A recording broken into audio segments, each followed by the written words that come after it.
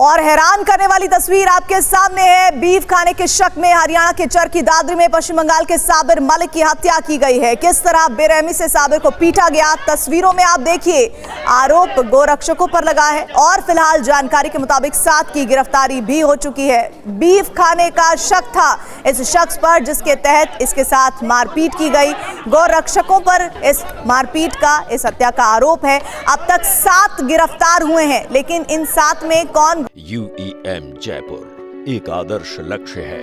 भावी छात्रों के लिए अच्छी नौकरी, भविष्य के लिए तैयार कौशल के साथ अच्छी शिक्षा। गोरक्षक के हैं और कौन दूसरे आरोपी हैं, इस पर अभी तस्वीर साफ होना बाकी है। लेकिन इस पूरे मामले को लेकर हरियाणा में अभी हंगामा और तनाव बरकरार है। इधर बड़ी खबर आ रही है, CM नायब सिंह सैनी को लेकर हैरान करने वाला बयान उनकी तरफ से आया है। गांव के लोगों को कौन रोक सकता है? गाय के लिए लोगों की अपार श्रद्धा है। घटना को मॉब लिंचिंग कहना सही नहीं है। ये बड़ी खबर इस वक्त आपको बता रहे हैं। CM नायब सैनी ने हैरान करने वाला बयान दिया है। सुनिए उन्होंने अपने इस बयान में क्या कहा है। नहीं, देखिए, ऐसा आप मॉब लिंचिंग का बात, ये इस प्रकार की बातें ठीक नहीं है।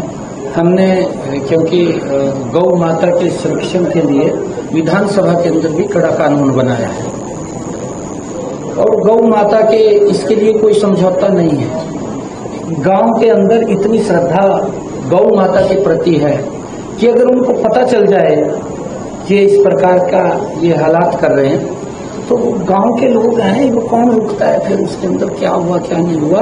परंतु मैं ये कहना चाहता हूँ कि इस प्रकार की घटनाएं नहीं होनी चाहिए और ये घटनाएं दुर्भाग्यपूर्ण हैं। मैं उन लोगों से भी कहना चाहूँगा कि वो इस प्रकार के संसाधनों के अंदर संलिप्त ना हो, उससे बचना चाहिए।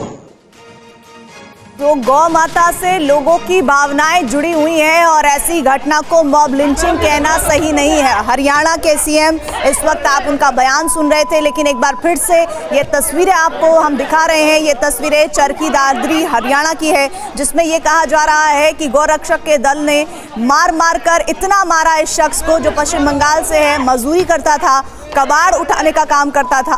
उसे इतना मारा गया कि कहीं दूर जाकर उसकी लाश बरामद हुई है। अभी तमाम लोग जो जानकारी इकट्ठे कर रहे हैं, उस बीच ये खबर भी सामने आई है कि 7 आरोपी गिरफ्तार हुए हैं। इधर हरियाणा में क्या हुआ है ये समझिए। चरखी दादरी में चल रहा था, पश्चिम बंगाल का मजदूर काम करता था, कबाड़ बेचने का काम करता था और कबाड़ का काम करने वाले मृतक का जो नाम है वो साबिर मलिक अभी तक सामने आया है। साथ ही गोरक्षकों ने बहाने से बुलाकर उसे पहले पीटना शुरू किया, जिसकी तस्वीरें आप देख रहे हैं। गोरक्षकों ने बीफ खाने के शक में मारपीट की, बुरी तरह उसे मारा पीटा गया। कई लोग वहां पर मौजूद थे। सरेआम 2 घंटे तक इस युवक को पीटते रहे गोरक्षक। ये आरोप है गोरक्षकों पर कि उन्होंने बहुत मारा उसे। युवक के होश खोने पर बाइक से उसे उठाकर ले गए गोरक्षक और उसके बाद जानकारी ये मिली कि उसका शव बरामद हुआ है। मोहित हमारे साथ, हमारे सहयोगी इस खबर पर जुड़ रहे हैं। मोहित, चरखी दादरी की इस घटना में अभी का सबसे ताजा अपडेट क्या है? देखिए, इस घटना में 7 लोगों को गिरफ्तार किया गया है, जिसमें 2 नाबालिग शामिल हैं और ये जो युवक हैं जिनको गिरफ्तार किया गया है, खुद को गोरक्षा दल का मेंबर बताते हैं और इन्होंने ही इस हत्याकांड को अंजाम दिया है। इन लोगों को ये शक था कि ये जो साबिर मलिक नाम का जो व्यक्ति है और इसके जो साथी हैं, जो कि वहाँ पर प्रवासी मजदूर की तरह रहते हैं और कबाड़ बेचने का, खरीदने का काम करते हैं, ये लोग बीफ बनाकर उसका सेवन कर रहे थे और बना भी रहे थे और उसका आगे लोगों को भी दे रहे थे। ये भी इनको शक था। ऐसी जानकारी इनको मिली, जिसके बाद 26 अगस्त को पहले ये लोग वहाँ पर गए और इन लोगों ने हंगामा किया और उसके बाद 27 अगस्त को ये घटना हुई है, जब साबिर मलिक को बहाने के साथ बुलाया गया। उसको बहाने से कबाड़ बेचने के लिए एक दुकान पर बुलाया गया, वहाँ पर उसके साथ मारपीट शुरू कर दी गई और वहाँ पर जब कुछ लोगों ने, स्थानीय लोगों ने इस बीच बचाव किया तो उसके बाद ये जो युवक थे वो साबिर मलिक को उठाकर अपने साथ ले गए और उसके बाद उसका शव बरामद हुआ है। और अभी तक की जानकारी जो है उसके मुताबिक ये पता लगा है कि बुरी तरह मारपीट किए जाने के कारण ही उसकी मौत हुई है।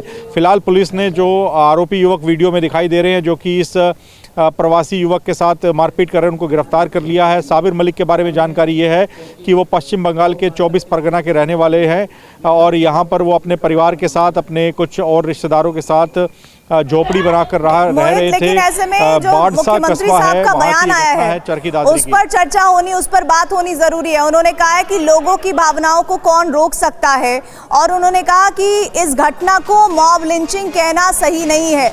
जाहिर तौर पर उनका ये स्टेटमेंट अब विरोधी लपक लेंगे और इस पर बयानबाजियां क्या शुरू हो गई हैं या होनी बाकी है? देखिए, हरियाणा में चुनावी मौसम है, कुछ ही दिनों में चुनाव है, तो बिल्कुल सीएम ने जो स्टेटमेंट दिया है उस पर रिएक्शन आना लाजमी है। और सीधे तौर पे जो विरोधी हैं वो ये सवाल करेंगे कि क्या हरियाणा में लॉ एंड ऑर्डर की स्थिति नहीं है। एक और तो सीएम कह रहे हैं कि हरियाणा में गौ रक्षा के लिए कानून बना हुआ है। अगर किसी भी स्थानीय व्यक्ति को ऐसी कोई जानकारी मिलती है कि कुछ लोग हैं जो कि बीफ का सेवन कर रहे हैं, गौ मांस का इस्तेमाल कर रहे हैं, बेचने खरीदने का काम कर रहे हैं, तो उसके खिलाफ पुलिस को शिकायत दी जानी चाहिए। दूसरी तरफ वो कह रहे हैं कि गांव के लोगों को कौन रोक सकता है, कि क्या इस तरह से भीड़ को अथॉरिटी है कि वो इस तरह से खुलेआम किसी भी युवक को पकड़े, उसकी मार पिटाई शुरू कर दे और इतनी बुरी तरह से पीटे कि उसकी जान चली जाए। अगर प्रदेश में लॉ एंड ऑर्डर की स्थिति है, कानून व्यवस्था है और ऐसे सख्त कानून बने हुए हैं कि कोई भी व्यक्ति गौ मांस का इस्तेमाल नहीं कर सकता, तो इस मामले में पुलिस के पास ये मामला ले जाना चाहिए था, पुलिस को कार्रवाई करनी चाहिए थी। लेकिन मोहित, क्या ऐसे में ऐसा नजर नहीं आ रहा कि नायब सिंह सैनी का ये बयान अपने आप में ही विरोधाभासी है? एक तरफ वो कह रहे हैं कि गौ माता को लेकर कानून है, लेकिन वहीं दूसरी तरफ वो ये कह रहे हैं कि इस तरह भावनाओं को हम कैसे रोक सकते हैं गाँव वालों की। बिल्कुल ठीक कह रही हैं आप, विरोधाभासी बयान है। एक तरफ तो आप कह रहे हैं कि प्रदेश में कानून है, एक तरफ क्या आप ये कहना चाह रहे हैं कि प्रदेश में कानून है तो जाकर इस मामले की पुलिस को शिकायत दी जानी चाहिए थी, पुलिस इस मामले में कार्रवाई करती तो एक बड़ी बात थी। दूसरी बात यह है कि साबिर मलिक जिसकी पीट कर हत्या कर दी गई, उसके पास से क्या गौ मांस का कोई ऐसा सैंपल या उसके घर पे गौ मांस बना हुआ कुछ बरामद हुआ है, ये भी एक जांच का विषय है। तो सीएम ने विरोधाभासी बात की है। एक तरफ तो वो कह रहे हैं कि हमारे पास सख्त कानून है, दूसरी तरफ वो कह रहे हैं कि अगर गांव के लोग ऐसा कुछ करते हैं तो उनको कौन रोक सकता है। तो ये अपने आप में काफ़ी हैरान करने वाली बात है। सीएम से इस पूरे मामले में कोई एक बैलेंस स्टेटमेंट की उम्मीद की जा रही थी, लेकिन उन्होंने ऐसे लगता है कि जो इस तरह की घटनाओं के बाद जो मारपीट की घटनाएं होती हैं उस पर अपनी सहमति भर दी है। उनका कहना है कि गांव के लोग जो है उनको आखिरकार को कैसे रोका जा सकता है, उनकी श्रद्धा का ये मामला है। लेकिन सबसे बड़ी बात यह है कि जिन आरोपियों को गिरफ्तार किया गया है उनमें 2 नाबालिग भी शामिल हैं, जैसा लगातार जानकारियां सामने आ रही है। अभी 7 गिरफ्तारियां हुई हैं, इनमें से 5 गौरक्षक दल के बताए जा रहे हैं, 2 नाबालिग बताए जा रहे हैं। अभी बहुत सारी बातें इस मामले में सामने आना बाकी है। जैसा मोहित बता रहे हैं कि अभी तक ये साक्ष्य नहीं मिल पाए हैं कि क्या उसके घर में बीफ बन रहा था, क्या उसने कहीं से लेकर खा लिया था तब गौरक्षक दल ने उसे देखा। ऐसे तमाम बातें हैं जो अभी सामने आनी बाकी है। मोहित, शुक्रिया आपका।